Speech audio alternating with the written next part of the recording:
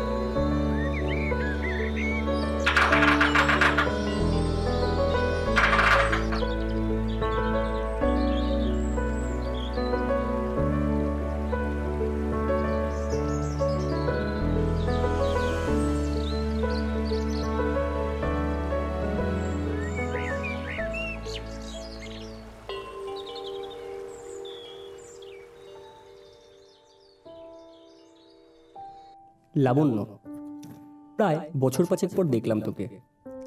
হঠাৎ করে ভিড়ের মাঝে শাঁখা সিঁদুরে বেশ মানিয়েছে তোকে।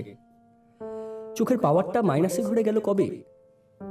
আর নীল শাড়িতে তো সেই যেমনটা ঠিক 6 বছর আগে দেখতে চেয়েছিলাম তোকে। মুচকি হাসিতে তো সংসারী বউ বউ স্পষ্ট, কিন্তু মন কাড়ে তোর চুলের খোপা। এখন তো আর কই খুলে রাখিস না। আমার বেলায় শুধু জাগবে ভালো আছিস তুই। আরে না, কোনো মতলব নেই। তবুও যেন কাব্যিক আতেল ছেলেটা লিখে গেল কিছু। ইচ্ছা হলে তুইও।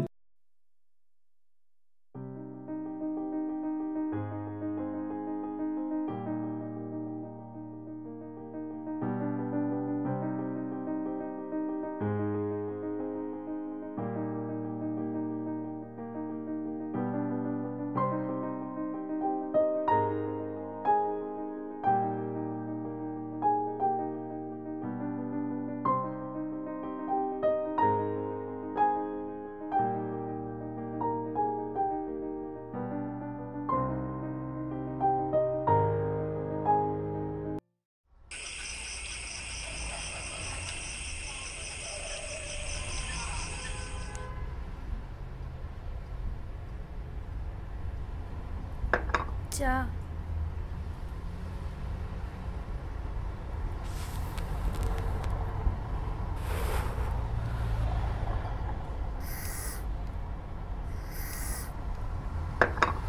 ইলেকট্রিসিটির বিলটা কি জমা করে দিয়েছো? ওই বেলায় গিয়ে। কিছুদিনের জন্য হয়তো আমায় শিলিগুড়ি যেতে হতে পারে, অফিসের কাজ। তো পিসিমা যে মানতটা করেছিল সেটার কি হবে?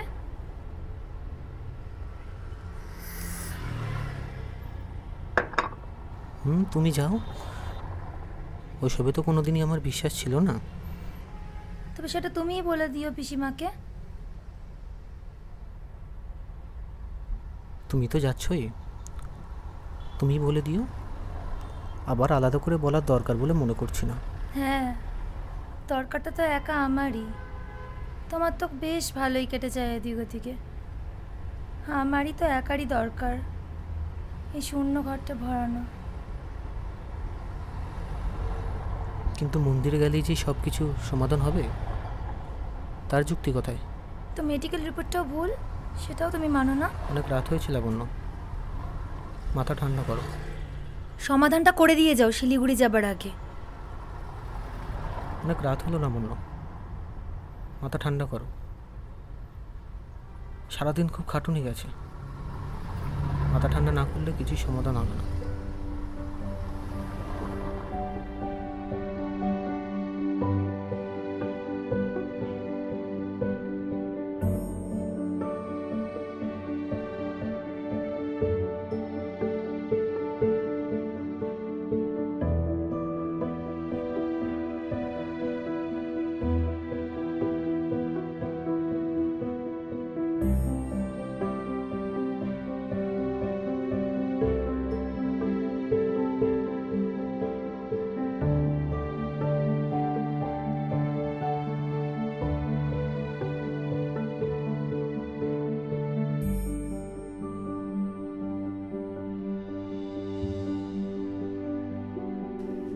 লাবণ্য, অনেকবার আটকে রাখতে চেয়েও মন পুরনো কাব্যিক করা ছেলেটার আবার জ্বালাতন। না, আগের মতো আর কথায় কথায় কাব্যি করি না বায়না বাচ্চার মতো। তুই এখন খুব সংসারী হয়েছিস। আচ্ছা, তোর বর কি আমার মতো তোকে শাড়িতে দেখতেই ভালোবাসে? কোচাটা ধরে ঠিক করে দেয় রাস্তার মধ্যে? জ্বালাতনটা কি আজও করিস? আমার গন্ধটা মাখিস? আচ্ছা, আমার দেওয়া ওই চিঠিগুলো এখনো রেখেছিস? এখনো কি পেছনে লাগলে কান টেনে চুমু খাস জোর করে? কামড়ে দিস ঠোঁটে? খোলা চুলের ভেতরে নাকে নাক ঘষিস? আমার থেকেও কি বেশি ভালোবাসে তোকে তোর বর? অনেক বেশি, পাগলের মতো।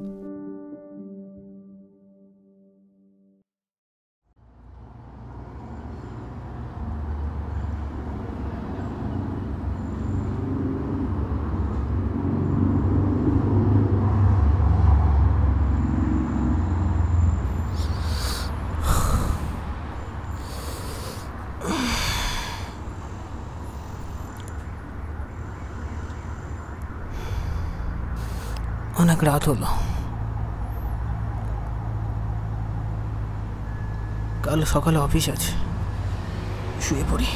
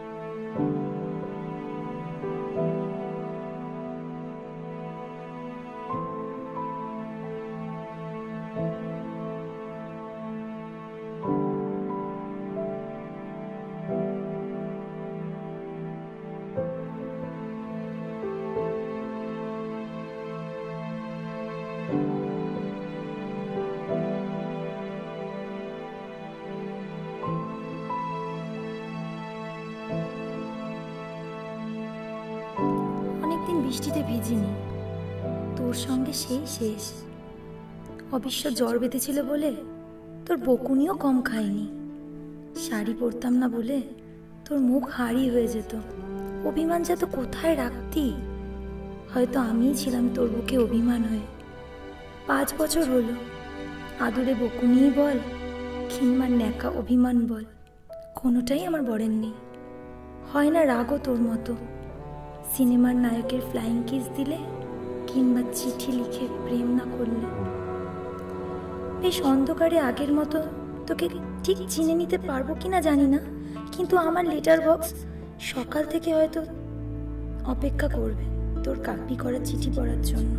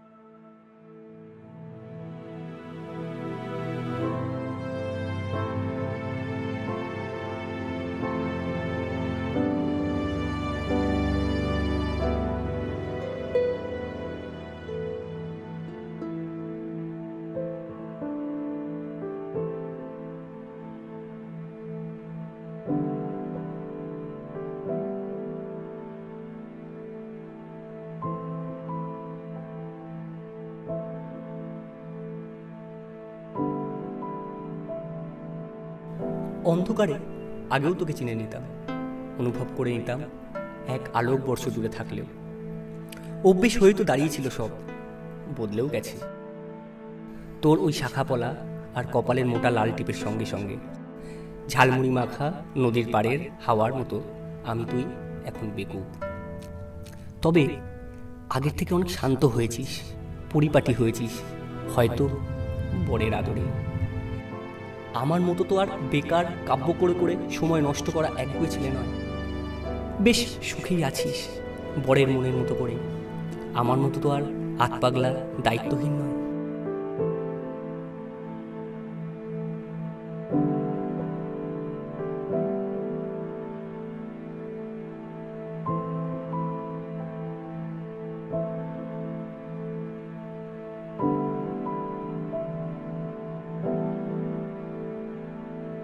দায়িত্বহীন তো ছিলি, নইলে কি আমার দায়িত্ব নিতে যাওয়ার ভয়ে এইভাবে নিজেকে শেষ করে দিতিস? আচ্ছা, আমার দেওয়া রং তুলিগুলো আছে এখনো? ছবি কি আজও আঁকিস? রাগ হলে আজও কি ছাদের ঘরে একা একা কাঁদিস? কষ্ট হয় রে, বিশ্বাস কর, কষ্ট হয়। ভেঙে চুরে এমন ভালোবাসতিস, তাও হাত থেকে হাত দূরে সরে গেছে অচিরেই। আমি তো পরিপাটি হয়েছি, কিন্তু তুই কি এখনো ঘর, পড়ার টেবিল অগোছালো করে রাখিস? অ্যাস্ট্রে কি আজও ভর্তি থাকে অহরহ, নাকি ছাই হয়ে উঠছে আজও ঘরময়?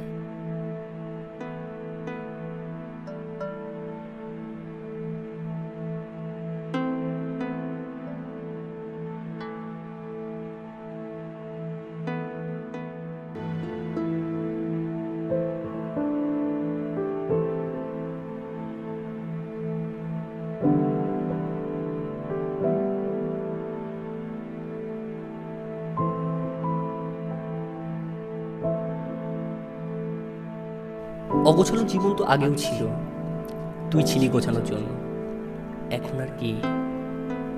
তোর মতো খেয়ালটা আর কে রেখেছে? তোর শাসন তো এখন।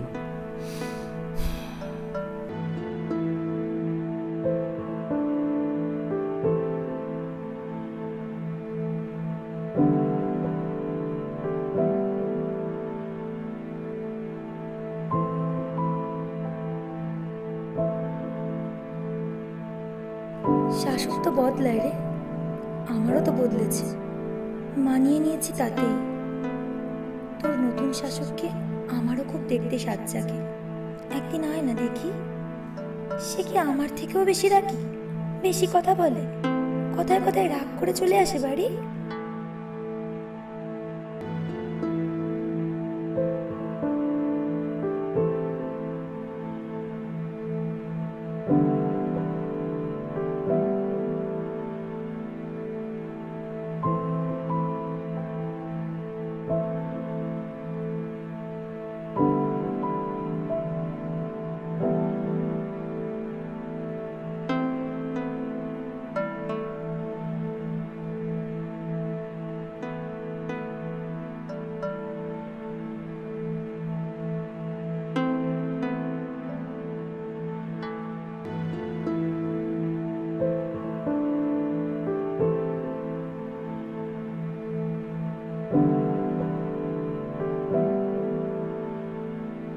বাড়ি আজও তোর স্মৃতির শাসনেই আচ্ছন্ন।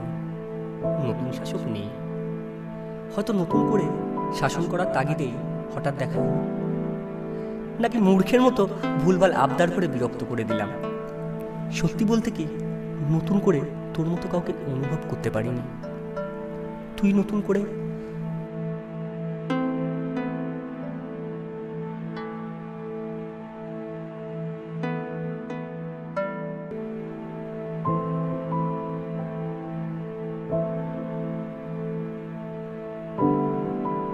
আমার জ্বালাতন পারবি সহ্য করতে? আবার কথায় কথায় কেঁদে ফেললে বুকে জড়িয়ে ধরে আদর করবি? আবার পাগলের মতো চুল টেনে ধরবি, শরীরে শরীরে মিশিয়ে দিতে পারবি? আবার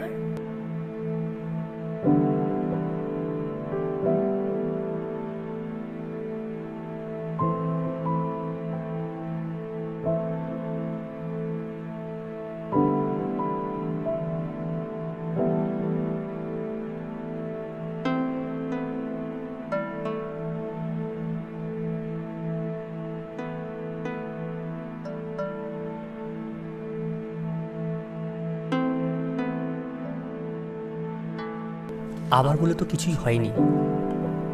আমরা তো সেই একই আছি, শুধু মাঝে পড়েছে সময়ের ব্যবধান। হ্যাঁ, একটু তুই পাল্টেছিস, কিছুটা আমি, ব্যালেন্স তো হয়েই গেল। কাল বিকেল 5টায় আসবি সেই পুরনো নদীর ঘাটে।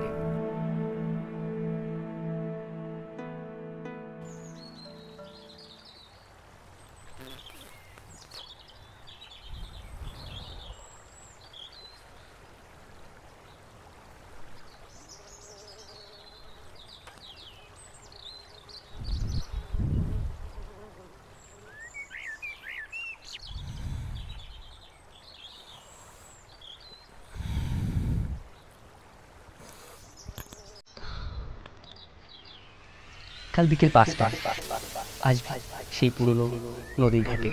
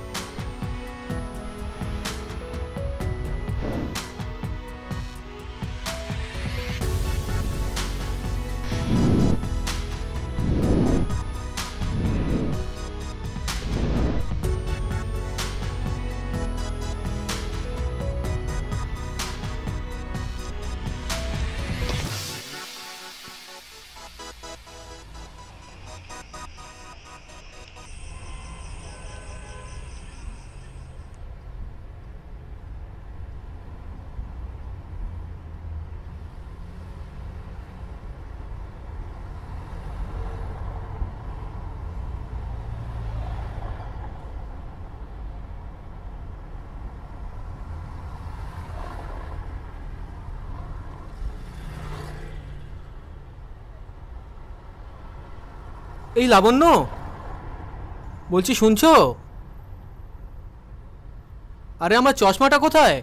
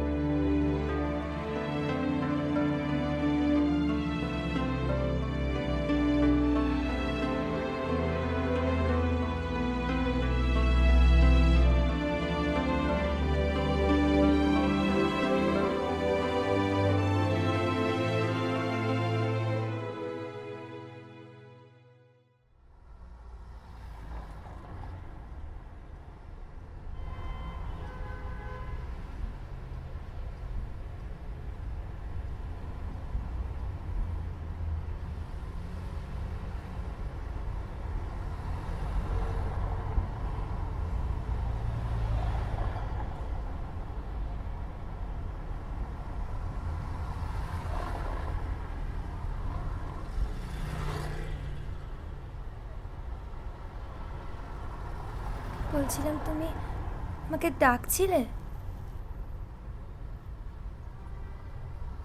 হ্যাঁ, ওই চশমাটা পাচ্ছিলাম না তো, পেয়ে গেছি। তা চা বসাই? হ্যাঁ, বসাও।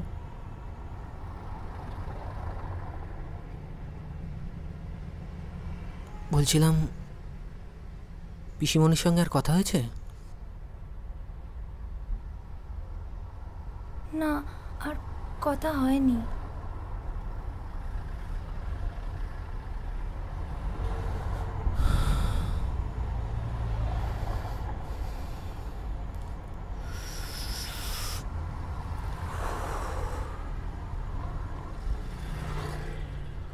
বলছি, মন্দিরে কি আর তুমি যাচ্ছ? ভাবছিলাম ঘুরেই আসি, চলো। পিসিমা এত করে বলছেন।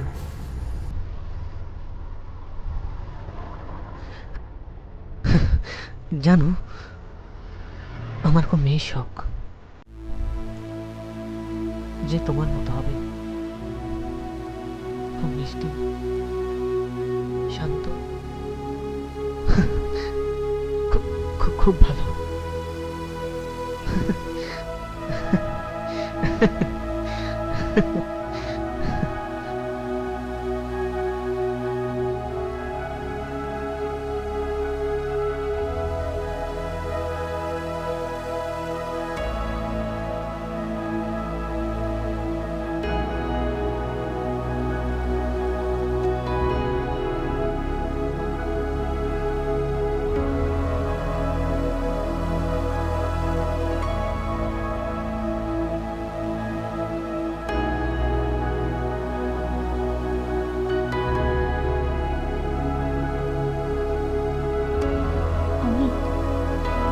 তোকে লেখা আমার এটাই শেষ চিঠি। হঠাৎ করে ফিরে এসে আমার নতুন করে সৃষ্টি চলল। তোর ফিরে আসাটাই আমার নতুন আলোয় ফেলে। জানি আবার একবার পাল্টাতে পারলাম না তোর মতো করে। তোর কাপ্পি করা খেয়াল আর অবচল ভাব আমার খুবই পছন্দ রে।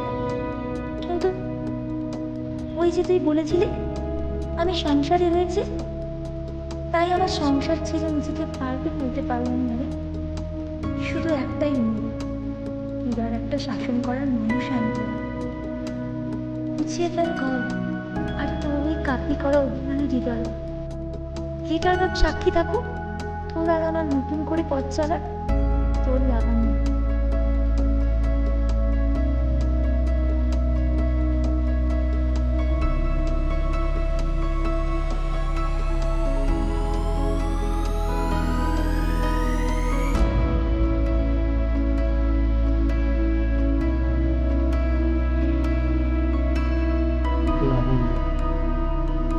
নতুন করে কি আমরা আর একবার চেষ্টা করতে পারি না? জানেন না, অগাধ নাম হয়তো চেপে রাখা সব থেকে বড় ভুল। তবু সেই ভুল কি তুমি ঠিক করে নিতে পারো না? একটিবার সুযোগ দেবে আমার নতুন করে তোমাকে ভালোবাসা।